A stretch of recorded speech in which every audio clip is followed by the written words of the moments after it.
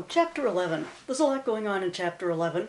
You really can't spend enough time on the first part of the chapter getting all the terminology down, because that will come in very handy when you go to do the journal entries later in the chapter.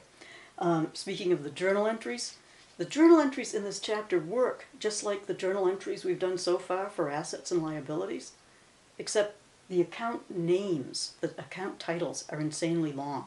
So we'll have accounts, additional, paid in capital in addition to par value, in excess of par value on common stock. We'll have common stock dividend distributable. They work just like any other accounts that you've run into. They just have very long names. So don't be put off by that. The first part of the chapter, it's all about the characteristics and organization of corporations. You need to know that. The second part, we get into the stock transactions. We're going to issue common stock. We're going to buy back some of our common stock, which is something that you haven't run into before. And then we're going to issue preferred stock, and that's a whole separate category of stock. The second part of the, well, 1, 2, 3, I guess the third part of the chapter is dividends. You've run into cash dividends before. We're simply going to get into a little more detail on that. And then we'll add stock dividends, and we'll learn how to do them.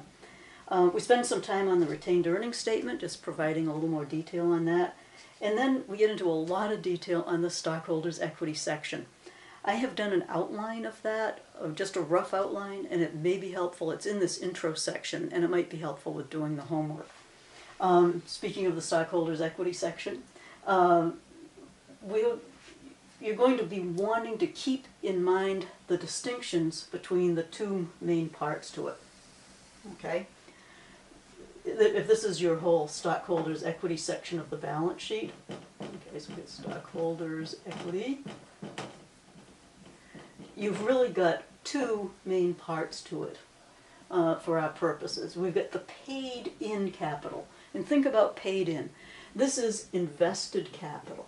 This is the money that stockholders have invested in the company in exchange for their shares of stock. So under the title paid in capital, we're going to have two categories of things. We're going to have the capital stock, okay, so that would be one thing, and then additional paid in capital on the various types of stock. Once we do the journal entries, you'll see how all this works, but then we will have a total of our paid-in capital, which would be our capital stock, plus the additional gives us the total. So that's all our invested capital. The retained earnings is more of the category of earned capital. This is the results of our operations, less what we have paid out in dividends. So retained earnings is the earned capital in the company, and that we're going to get into detail on the retained earnings statement. We'll see how treasury stock is a deduction after retained earnings, and then you have a total of the whole stockholders' equity section.